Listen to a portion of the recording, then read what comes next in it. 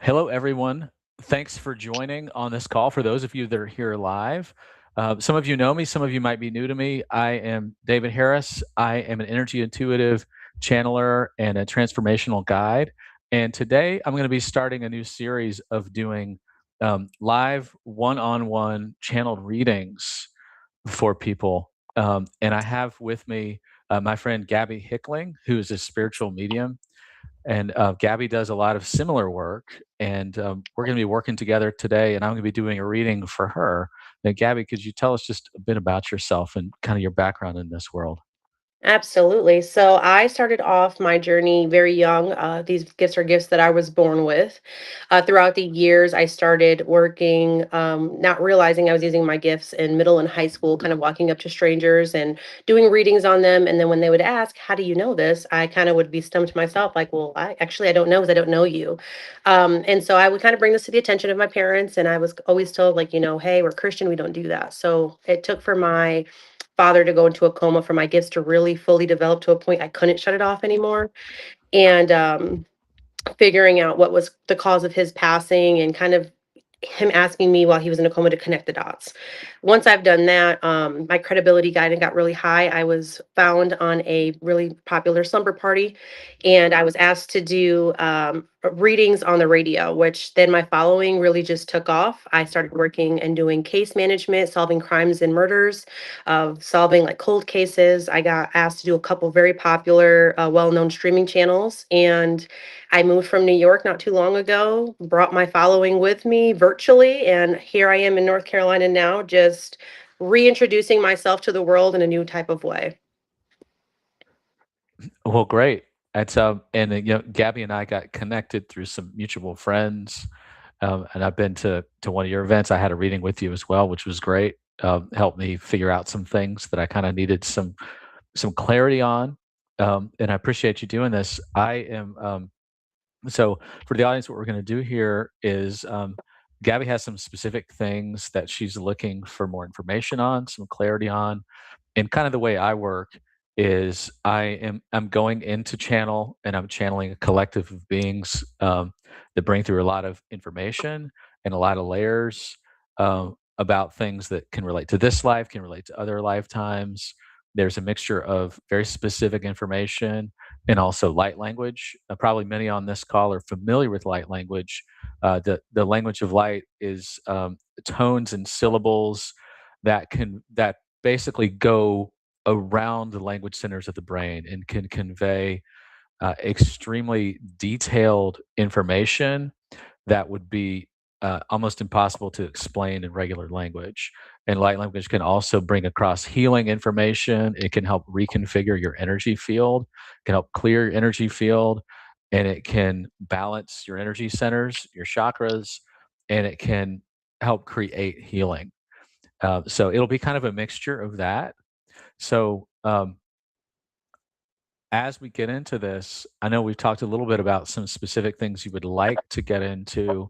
Um, you have some specific questions that you'd like for me to get into today. hmm Yes.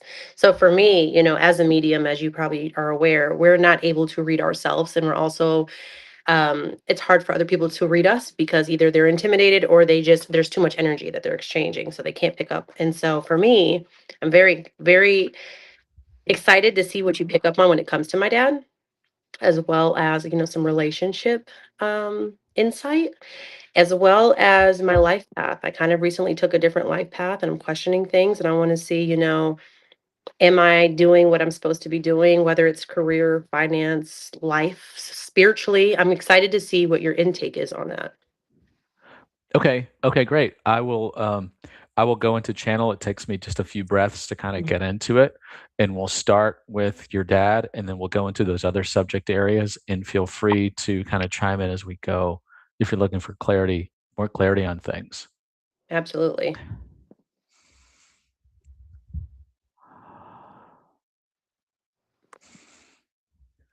Oh.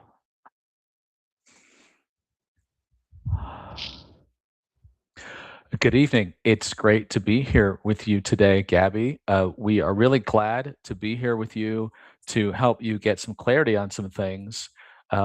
and we do have some information on your dad, and we're going to be mixing in a good bit of light language. And when we do mix in the light language, understand that what's going on is we're doing three different things at once. We are conveying information that is beyond the conscious mind, that can't be easily put into words, that is extremely detailed and specific. We are also helping to reconfigure your energy field to release pain or stored trauma, particularly emotional things from feeling a lack of resolution in certain areas. With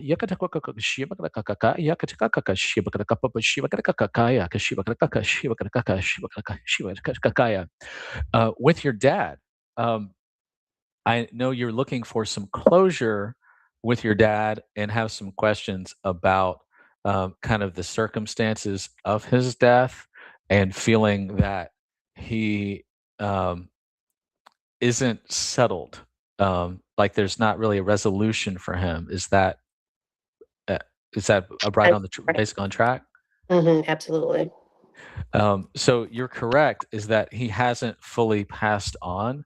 He hasn't fully let go of this experience on this side, although it may not be for the reasons that you think. He's not holding on to this side for reasons that have to do with trauma. Yakachakaka, shibakakaka, shibakakaka, shibakakaka, shibakakaka, shibakakaka. He is holding on to this side really for you. He is seeking some clarity on something for himself. And like many souls that leave one incarnation, leave a lifetime, particularly on earth, there are some that are reluctant to fully cross over because there can be a fear that if they fully cross over that they will lose their connection or it will be more difficult for them to connect with you, Mhm. when what is actually the case is it will become in many ways easier. Yes.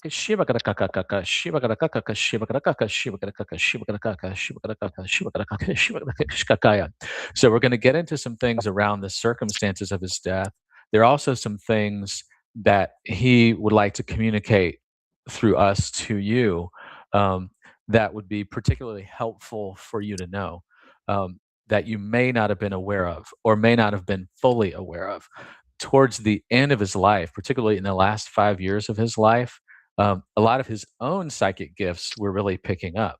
And he was becoming very highly psychic, just as highly psychic as you. Mhm. But he was a bit afraid of his gifts, and he was definitely afraid to show them. Mhm. Um, Yep. there was a fear that he might be belittled or scolded or thought to be like a crazy old man when really he was seeing quite a lot. And he Mhm. did have a difficult time managing that.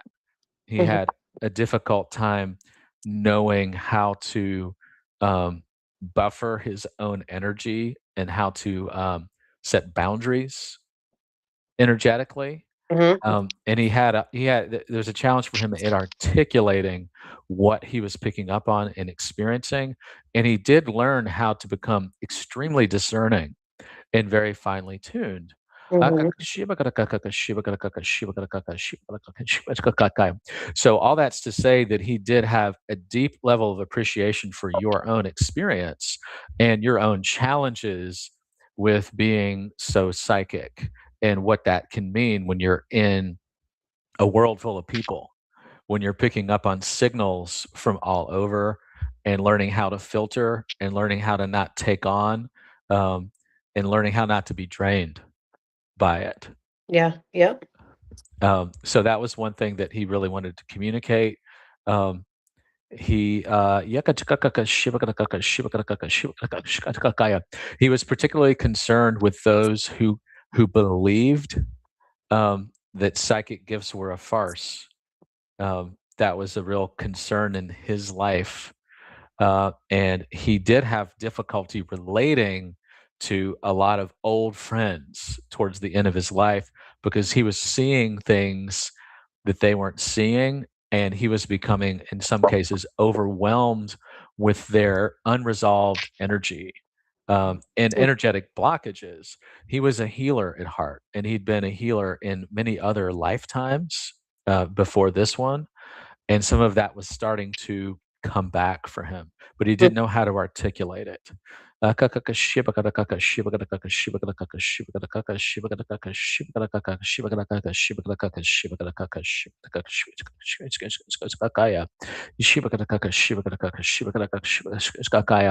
He was also a lot more proud of you than he let on. And he really was this felt especially privileged to witness your gifts unfolding.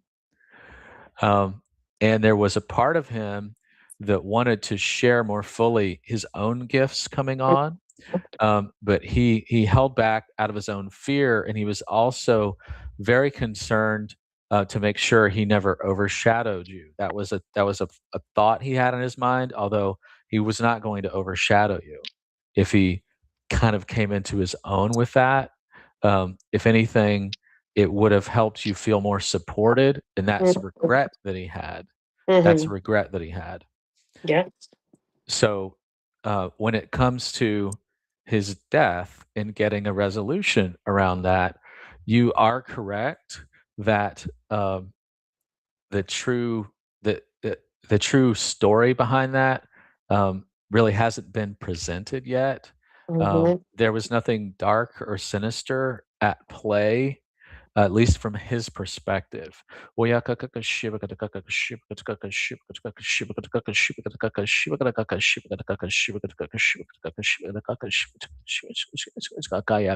He did have a health issue that had gone undiagnosed, that was not mentioned, that contributed to him having lapses in awareness, particularly in the last 5 to 7 days of his life, lapses of awareness where he would lose time.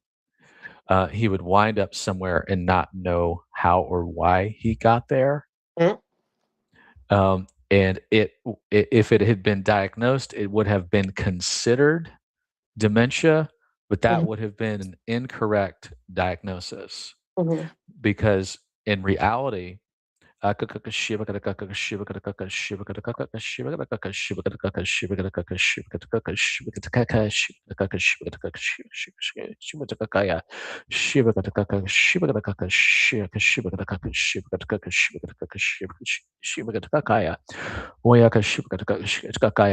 he had an overactive pituitary gland yep, at the in the final days, and that caused him to forget where he was, and get on track with some some task he had, or some set of errands or something he'd organized, and then get into it and forget why he was there, and then later, in a sense, come to like, it was something he experienced is almost being like in a walking coma, although he might have appeared to be fully aware.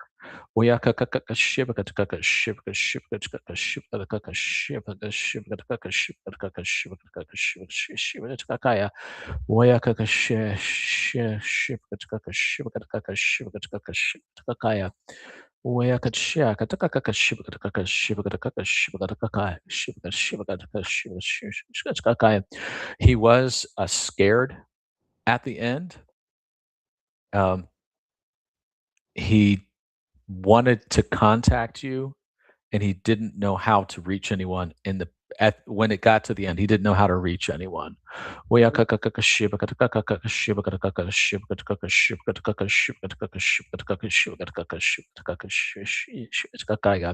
He did have a fall about 6 hours before he died, which caused a head injury.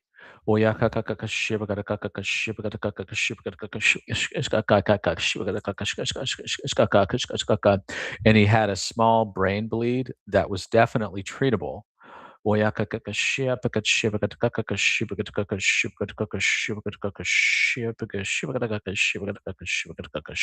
sense because he fell. Well, they found him. They say they found him hanging. So that fall, I believe, is where that brain injury comes in, as well as the head injury. He had a TBI that was later announced. I don't feel like they really rushed to help him.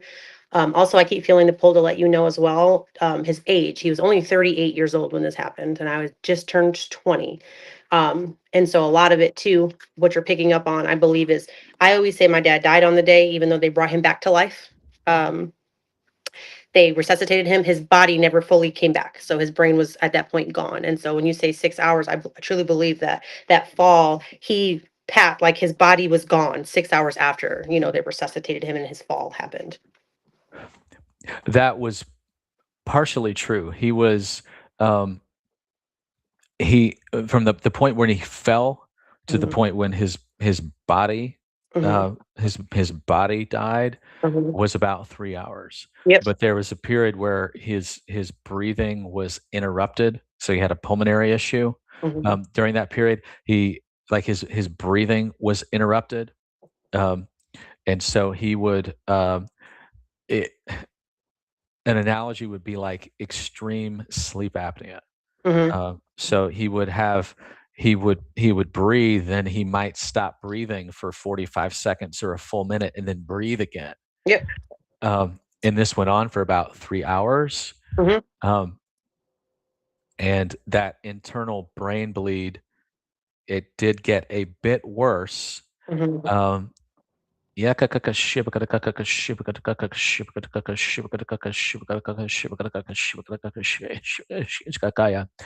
in between when he had some lucid states, he was trying to pull himself up. Hmm. Yep. And then he had another episode, and that's why they found him hanging. Hmm.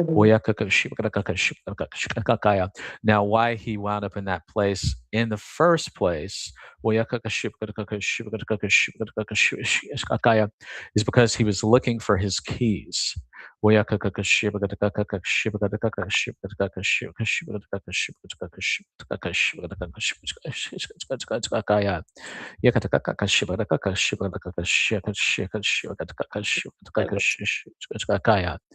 Um, and he was very determined to stay alive. Hmm. So that's really why his body stayed alive as long as it did. Hmm. There was a point where his heart stopped for about 30 seconds, Hmm. and he started to leave the body, Hmm. and he turned himself around. He kind of willed himself back into the body, Hmm. um, and that kept him alive for a little bit longer. Hmm. But there was just only so far he could Yeah. go. Yeah, that makes sense to me. The way that he showed me is that he was this is where it makes sense. 3 hours prior, he was assaulted, he was strangulated, and then he came to back to, and then there's this mark that shows that he was strangulated again, and then you can see his fingerprints in it. And that right there, I bet you that's how long in between it was because I never had the time span. But he was unconscious. They came up from behind him, from what I'm seeing and strangulated him. He lacked oxygen. I think that his body left and he came back and came tried to fight, but at that point he was so weak, as well as there was drugs that were put in his system, um, to stage this suicide. Yes, that is true. It was, the actual moment of death, Hmm. what the true cause Hmm. was accidental. Hmm. There was an assault that occurred, but, the assault itself is not actually what killed him. It Okay. was it was the accidental fall that did it. That's what actually caused the brain bleed. And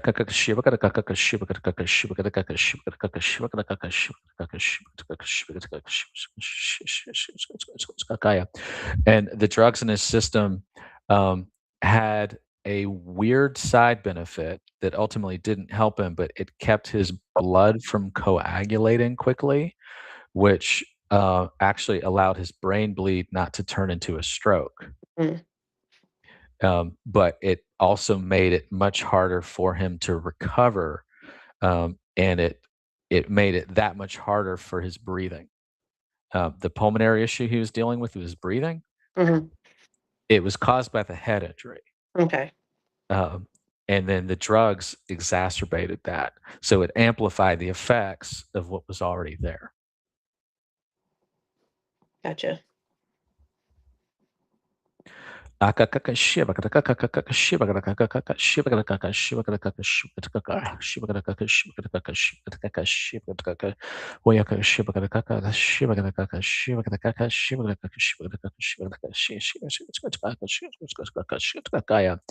And a message he has for you um, is he wanted for you to have some closure, and he's asking for your blessing to cross over.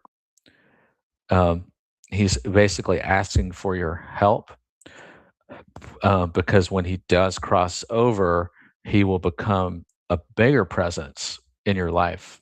Mhm. Yep.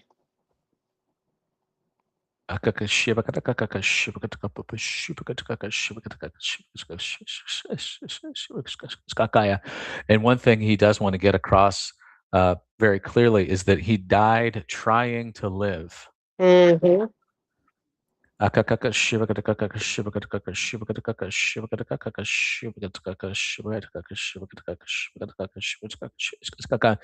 also that the police would never have figured this stuff out. No, that's why I have to step in. Yes. Well, the police told me that eventually, 6 years later, they did find, evidence of foul play. Like I said, it was staged as suicide, and they tried to stick to, "Oh, he just committed suicide. He's emotional. He was suicidal."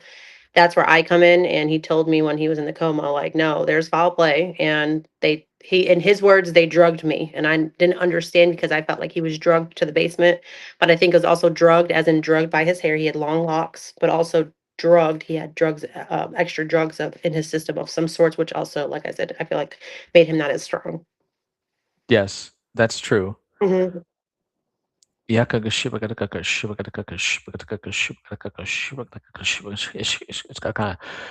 not learned how to trust his own psychic gifts at that point, mhm, um, because he was getting warning signs. mhm. Yeah, If he was trusting his own psychic gifts, he would not have wound up in that situation. mhm. So that's something he wanted to really get across, that he wants you to really trust your gifts, Yeah, like, really trust them all the way, mhm. even if others question or don't support it, to really trust them all the way, Okay. and to really trust your own inner guidance. Is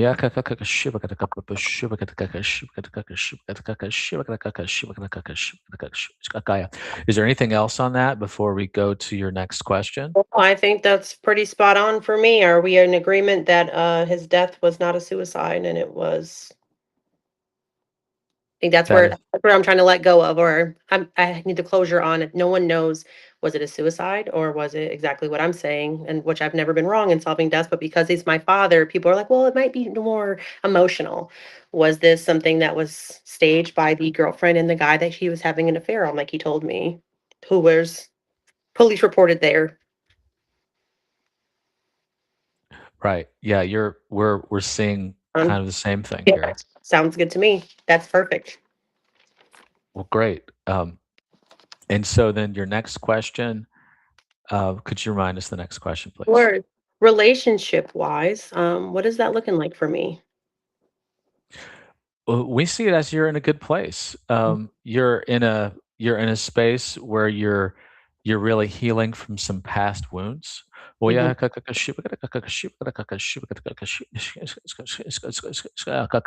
You're in a dynamic, supportive relationship with some flexibility. mhm,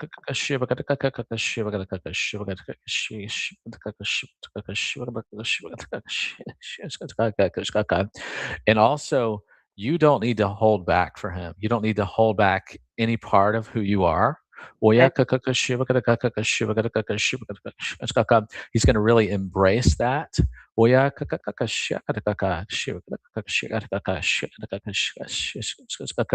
There's nothing to fear there. Okay. He's been going through his own healing Mhm. process from some losses he's experienced, Mhm. and some past relationships that were very difficult. Mhm. Oh yeah, Yep.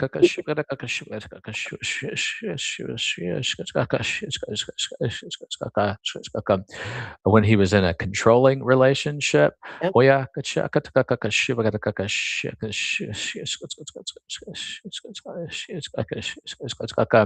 but the long wait to get to this point where you've connected at this stage is a Mhm. blessing in disguise, Mhm.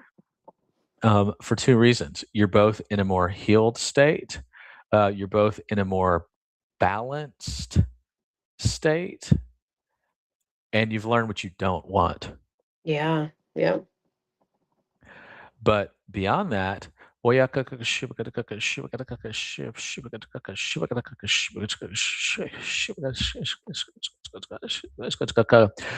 the fear of commitment is Mhm. something to let go of because you're not going to be rushed or pressured into anything Yeah. here. So it's something to kind of let go of, let that kind of release from your energy field, and Mm. that will release a layer of unspoken tension in the relationship Mhm. that can come up in very subtle ways. Okay. And we can help clear that out of your energy field if you'd like. Yeah.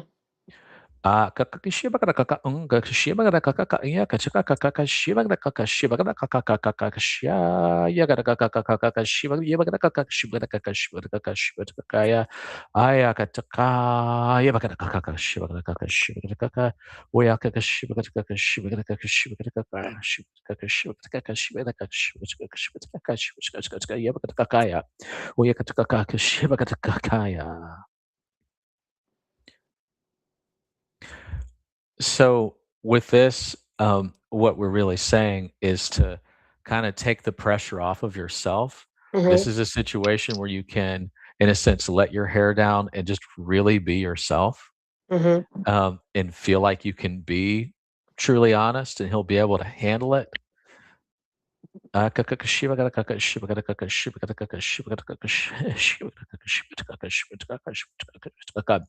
And on an individual level, there is a light coming on for him at this Mhm. stage in his life, as he's becoming aware of some of his own psychic abilities, Yep. um, and also which will lead to a series of epiphanies for him Mhm. about things that have happened in his life and why. Mhm. um, and why he gravitated towards certain relationships and why some of those relationships ended badly. He'll be able to see that a lot of that actually wasn't his fault. Yep.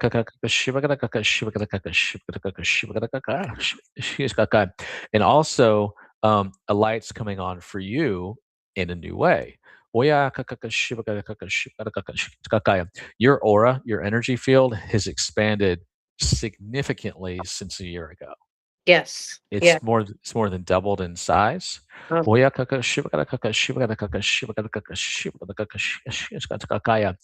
So in a sense, you have a much stronger broadcast signal than you did before. mhm. You've always been a a very accurate, very sensitive, and finely tuned antenna picking up on everything. Mhm. Um, Now that signal is oscillating so that um, you're broadcasting further, which gives you the ability, um, or we should say, an expanded ability to transmute negative energies Mhm. or distorted things in the energy field around you. So what it means energetically is that you can kind of lean on the power and intelligence of your own aura, your own energy field, Mhm. to repel from you things that you don't want in your life, whether it be in the physical or non-physical, Mhm. and also to use your aura to mirror things back to themselves with total clarity. Mhm. So if without saying a word, without saying a single word, if someone needs to see something about themselves that's not helping them, Yeah. your energy field can mirror it back to them so clearly, like a reflection pool, that um, it it can cause them to wake up and see it. Or in the case of someone who is maybe has ill intentions, they'll get physically uncomfortable. Mhm. They'll Yep. get physically uncomfortable, and that'll cause a reaction. That reaction might be that they distance themselves. Mhm.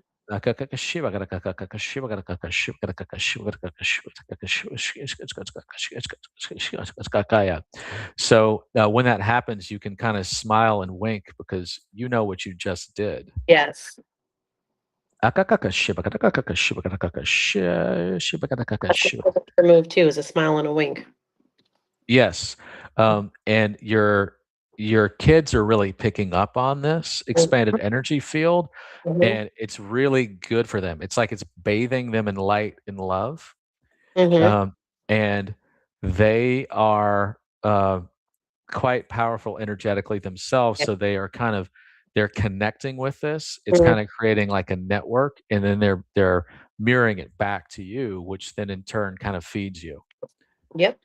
Absolutely. I see that. Yeah. So don't be surprised if animals start coming a little closer to you than you expect. Like, say, if you see rabbits out in the yard Oh, that that just happened yesterday. Yep.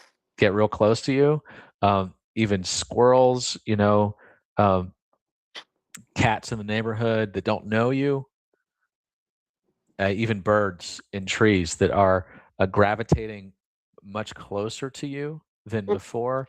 This is the reason, because this your energy field is very soothing. It's very balanced, and it is very magnetic. Mhm. So through that, you can understand that it's reciprocal. You can use this to attract things into your life that you need. Yeah. Yep. That makes So, regarding the relationship itself, we see it as in you're a really good place, a place that's healing for both of you, and you don't need to feel pressure that it needs to be a long-term commitment, like you're being asked to do that. Mhm. You're in a place where you can be free to let it see where it goes, and no matter what happens, you'll both always be good friends. Yes. Yep. So this is a safe place. Absolutely. It's a safe place for you. It's a safe place for him as well. Mhm. Which has not always been the case for you. No.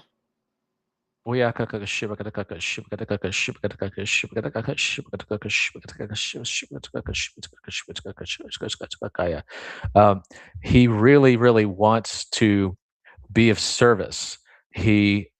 One of his love languages is acts of service, so he likes to help. Yes.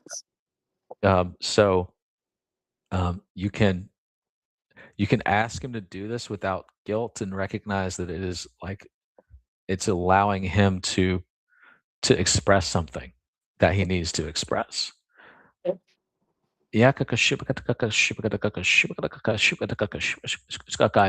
When it comes to career, um, we'll get into this. Mhm. Um,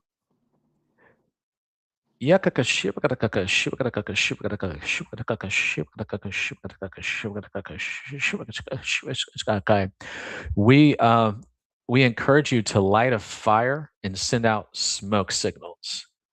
Um, what do we mean by that? You you're very magnetic. You have an attractor field, um, and that attractor field has grown in power and magnitude. So intention setting right now is very critical. Mhm. Intention setting does not have to mean knowing specific tangible details of how to work something out, or even necessarily having all the specifics of what you want clearly mapped out. It is starts with really getting clear of what feels right to you. Okay. like what feels right to you in your heart Yep. about a situation, and what gives you a full body yes, and what does not give you a full body yes. Getting that full body yes is important. Oya kakaka shiba gada kaka shiba gada kaka shiba gada kaka shiba gada kaka shiba gada kaka shiba gada kaka shiba gada kaka shiba gada kaka shiba gada kaka shiba gada kaka ya shiba gada kaka shiba gada kaka shiba gada kaka. You have several irons in the fire at once. Don't know if you want to address any of those specifically, but you are in a position where um, in this area where you are now, people are way more open Mhm. to what you do than you realize. Oh, Um, okay. things have shifted a lot, and also you are in an area that's kind of a melting pot. There are a Yes. lot of people from other places, and there's a lot of outside influences from other regions that come into the area where you live. So, and there are also a lot of people that are lonely and sort of in the closet about really being into things like channeling and psychic mediums, and clairvoyance, and there are a lot of people that are activating. So the Yep. point is, there's a much bigger market for your services in the local area than you can fathom, but Mm. you're certainly not limited to that. Mhm. Okay. Um, online readings might be an ideal avenue for you, Mm. because of the flexibility of it, because it eliminates distance, and you can also do um, whatever window you open to decide you're gonna do readings within. You Mhm. can do more readings in a period of time by Yep. working online. Yep. That's what I'm Um, thinking. so um, we kind of encourage you to kind of take stock of your own psychic gifts because they're expanding. Mhm. I feel it. They're expanding. So, um, you can certainly keep doing what you've done for a long time, but there may be other avenues opening up that you might become even more interested in that might Mhm. surprise you. Well, yeah, shiba gada shiba gada shiba gada shiba gada shiba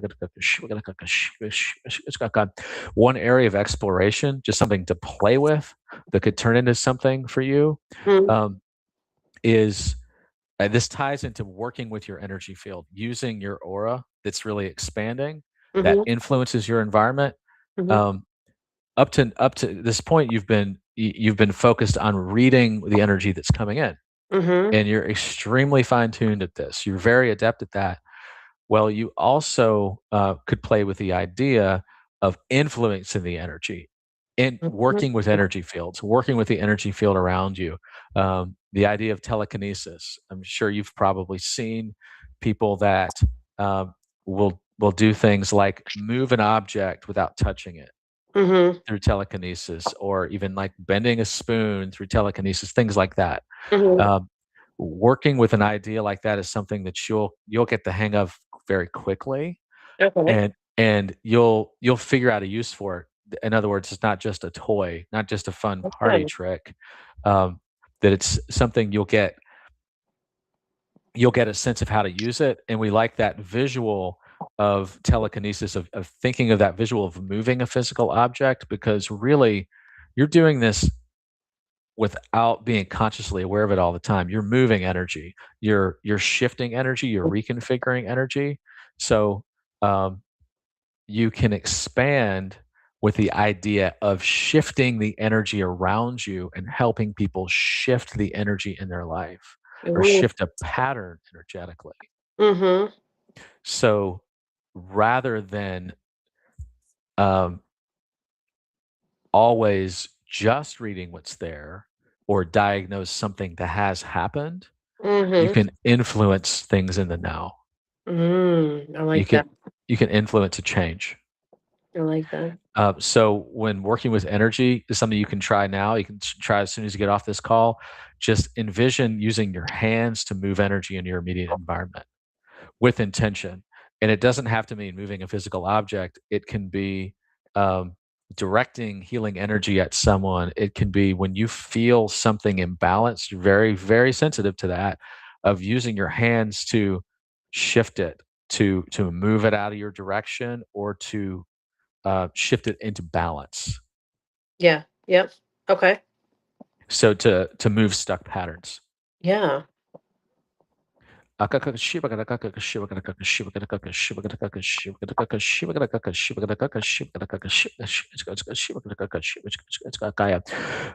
comes to like career work, the thing that we would encourage you to do is accept more help.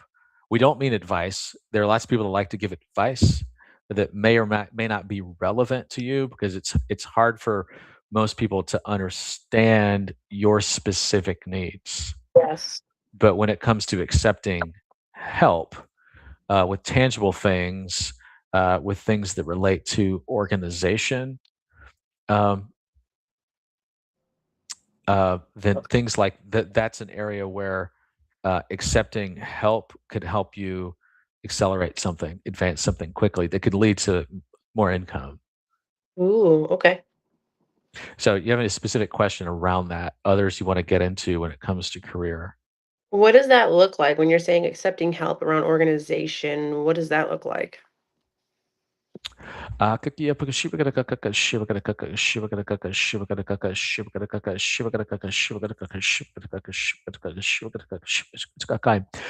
can be simple.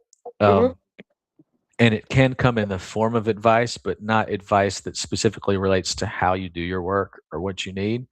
But when it comes to using tools, uh, tools to organize things into funnels. Um,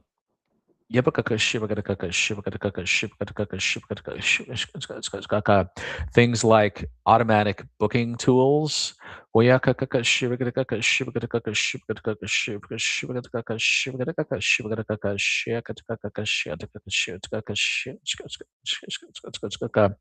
And using AI to handle certain, maybe simple organizational tasks in a way that could be automated once you understand a process. Mhm.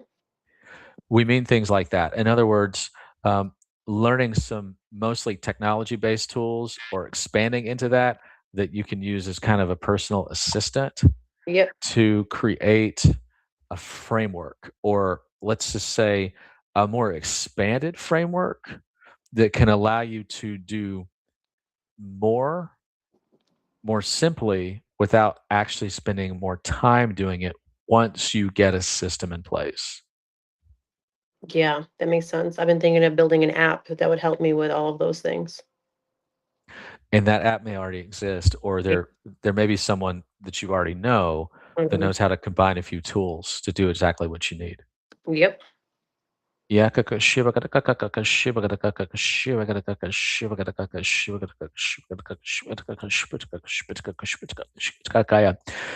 other thing we'll say is kind of a general statement is to bring the flair back.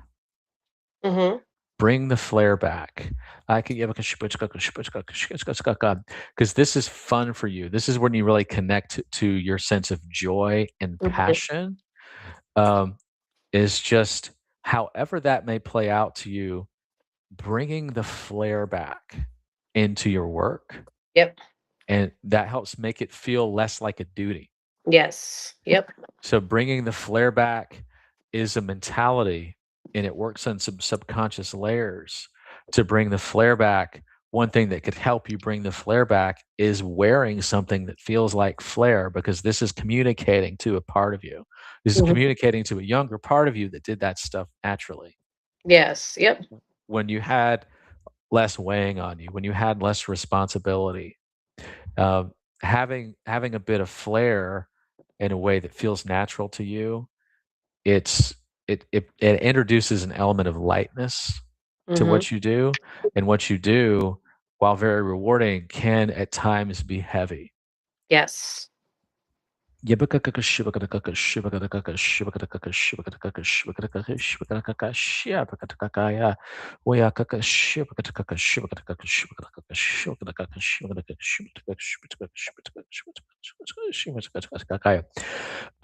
And also, when it comes to protecting your own energy field, so that your readings are not so depleting for you, Mhm. um, there's a we can we can add just a simple tool. It's a mental tool that'll actually shift your energy field in a lot of different ways.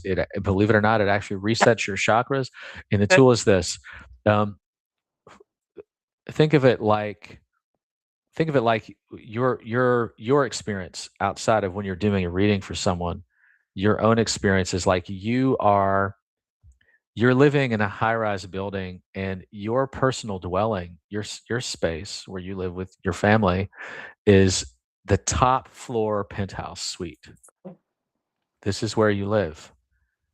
It's way up on a high floor. When you are working with someone or working on a case, doing something with your psychic gifts, in a professional capacity where you're really leaning into them, think of it like you're taking the elevator down to the ground floor where you have the waiting room and the visitor center and then the meeting space Mhm. where you're working with people. If you're out in the field or you're in your own space, use that visual. And then when you leave it, you get into a private elevator that the public doesn't have access to, that you take back up to the top floor and you leave all that down there. Ooh, I like that. Okay. So just work with that visual. And this is something that it will work on many different layers, and your conscious mind won't make sense of it for quite a while, but this really will. It's gonna feel like um, you'll bounce back much quicker. It'll feel like you're shaking all that out.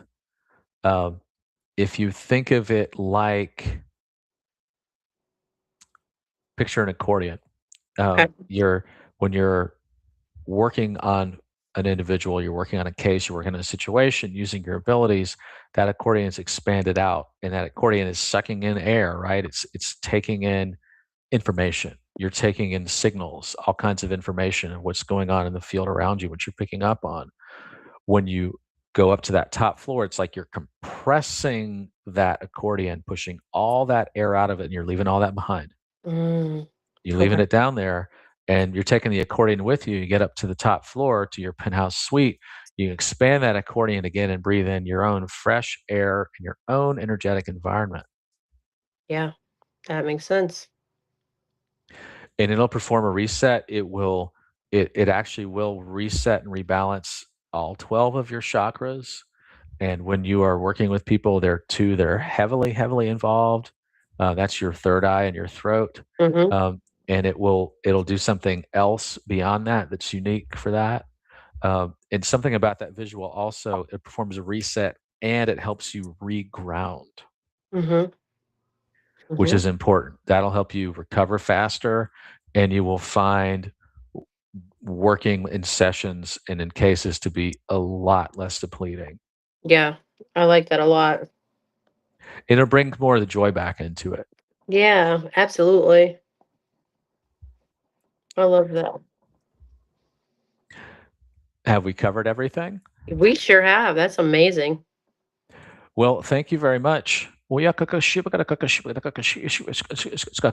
drop out now and bring David back.